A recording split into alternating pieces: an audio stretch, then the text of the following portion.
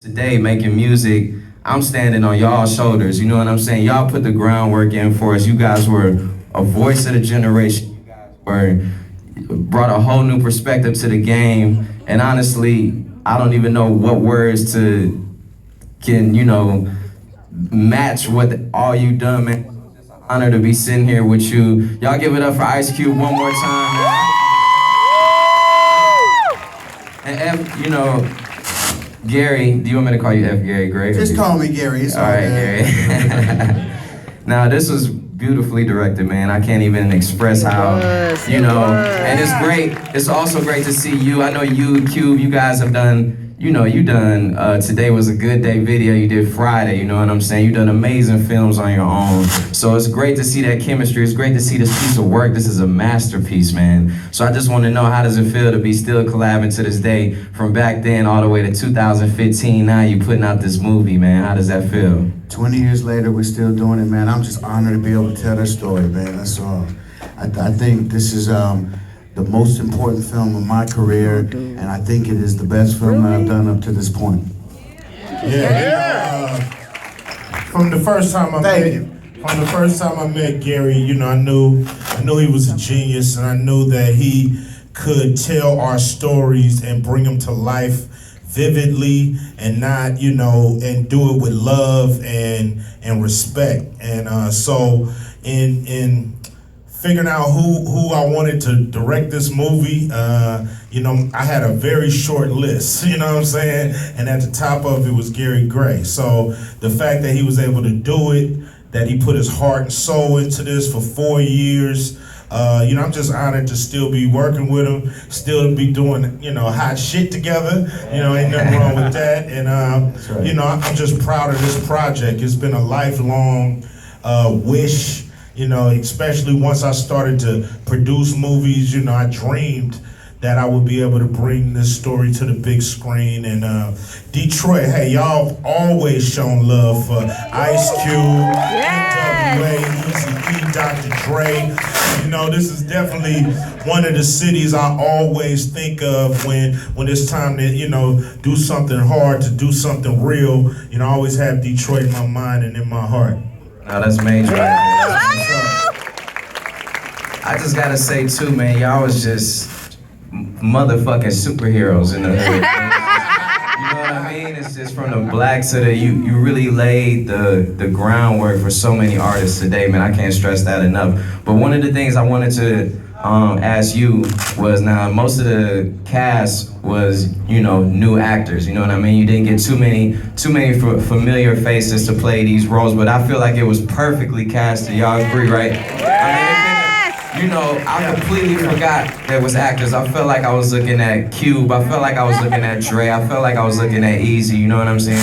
And I really appreciate that. I hate when movies come out and it be like, this does not look like Tupac. Like, I thought that was Pac. Right! That was Pac. It was great. So what was the thought process, and how did you manage to go about that?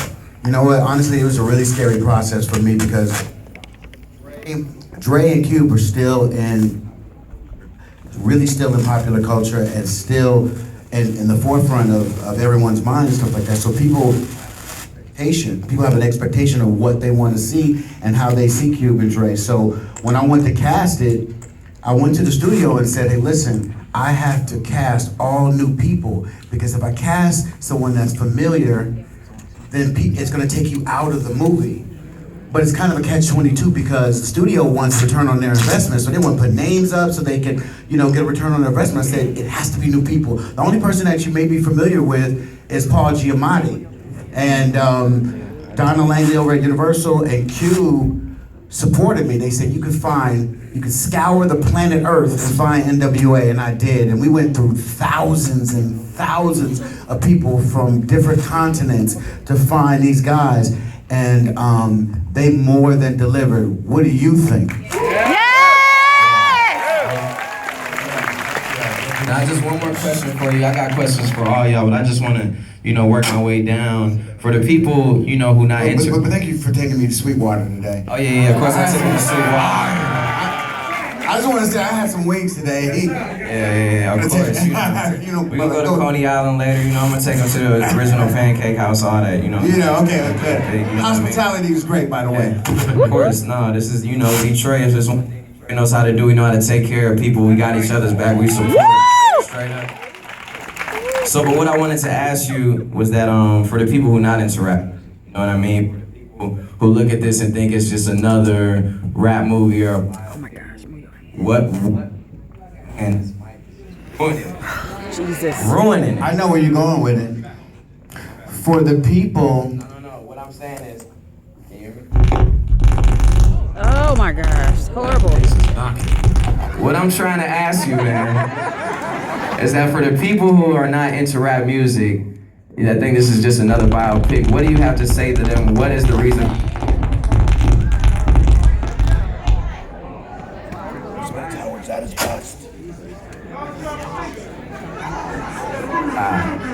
Why is this? Okay, you asked me the question. Why is it so important for people to see this movie who aren't rap fans and who aren't NWA fans? And the one thing that I wanted to set out to do was tell a universal story that everybody could identify with. You don't have to be a rapper, you don't have to be black, you don't have to be white to understand brotherhood. You don't have to be from this environment to understand love and also courage. You know, these guys stood up. Cube stood up. Yes. Said, I'm not going to be taken advantage of. Yes. Anybody can identify with that. We know when we advantage of what it feels like to have courage. Dre stood up. Enough of this bullshit. I'm gonna bet on myself. I'm gonna bet on myself and do it on my own. And so if you look at the themes of brotherhood, you look at love, you look at the fact that these guys came together, they had love for each other, and then somebody came in and divided them and tried to conquer them. We understand how that feels. And so the one thing that I always kind of focus on is say, listen, you can identify with this. They try to get back together with their loved ones, and it was too late. So you guys can understand, if you got somebody, someone in your life that you love them today, because it might be too late tomorrow. You can identify with that. Those are some of the things that we focused on. Yeah, not only that, just to add on to that, it's so crazy, you know, from the Rodney King to all the police brutality, things that's going on today in a major way. The only thing missing back then was the cell phones, you know, but people still managed to have the cameras creeping and, you know, I'm sure that happens so many times, you know what I mean, what is portrayed, and I think that it's great. I'm mad at them. So want to run to the truck and get my. So what I was saying is, I think that it's great that not only this film heavily so touched on that, and obviously you guys addressed it because it was part of your story, but it's just crazy. You got to give us the perspective and think about what we're doing today, why these things are still going on, how this mess is still affecting us, and how it's still a part of, you know, today's society. Police brutality is incredibly just some bullshit going on. We can all attest to that. And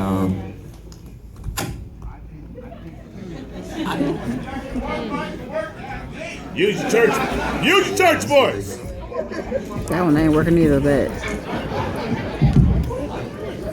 oh my gosh. I am going to. Hey, Cube, I just gotta give it to you. You kept a G all the time. Yes. Dude was interviewing you that scene by the pool, man, where you said, get the fuck out my house, man. You know what I'm saying? That's G'd up right there, man. We appreciate that. We appreciate how in real times those were, that you stood up with somebody strong, somebody honorable, and you had the brain, you had smarts, man. You know what I'm saying? You had intelligence. You were speaking properly. You were handling business like you should have, man. And that's just something that I'm really inspired by that, seeing that, man. So thank you. I appreciate that, man. You know, it was just really about, you know, where I come from. You got to be a man. You got to be, you know, down for what you believe in, and you can't sell out for money. You know what I mean? You can't sell out for fame, because you ain't gonna be happy with yourself when you go back. Put your head down. You know, you can lie to everybody, but you can't lie to yourself.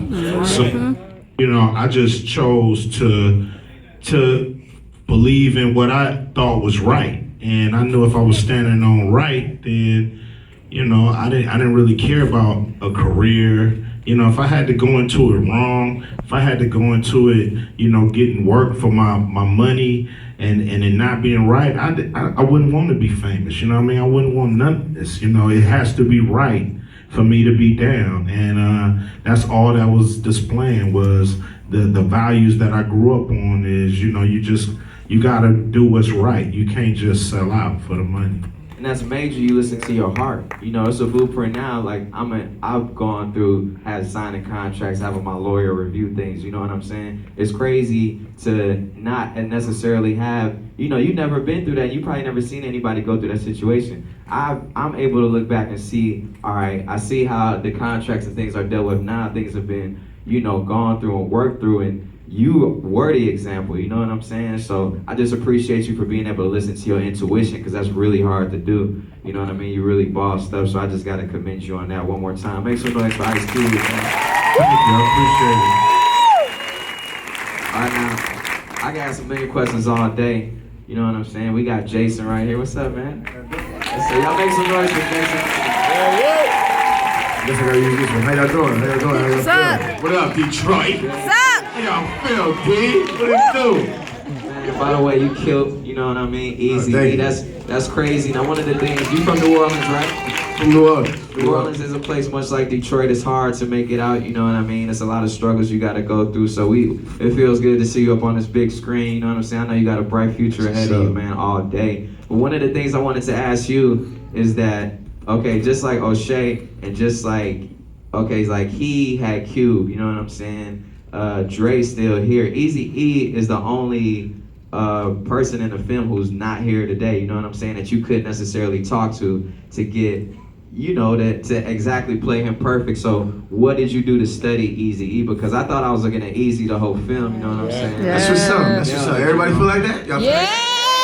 Yes! Well, for me, I had to wave. I had to wave, you know, because I believe one of the reasons that Gary even, you know, chose me to do this, correct me if I'm wrong, but I feel like, you know, like I'm from the streets, y'all. If y'all ain't know, I'm from the streets. I did, a few acting things here and there, but this changed my life, you know, and I had something that was believable that I could tap into that he just loved, you know, and I had the wave of people saying, I think he might be able to pull this off, you know. So when I got to California, the first thing I did was at first study California, you know, and then try to be the man that he was. That starts at home, you know. And I wanted to please the family, I wanted to please California, and I just started on the inside and worked my way out, you know. And I got a good result. So y'all love it.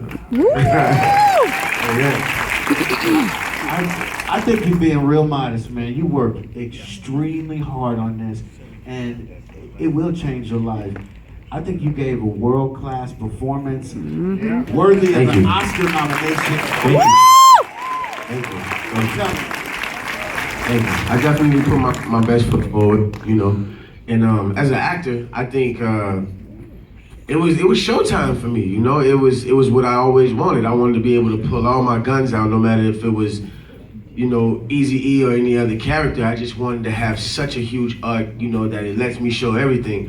But when you think about going from the crack house to the White House to AIDS, it don't get no better than that, you know. So better than that. I wanted to really just, you know, pull all my bags, you know, all my tricks out the bag and see what I could do. Try to challenge myself, you know what I mean? And it's crazy. I just sat here and watched the movie with y'all and almost teared up too with y'all, you know what I mean? So, that's what's up. Yeah, my mom's back there tearing up for real. That's what's up. Sitting next to her, like, you know, rubbing you. I know somebody that knows his mama that's best friends with his mama. One question I want to ask that's just on my mind. What is it like having your son play you? You know, I felt like I was.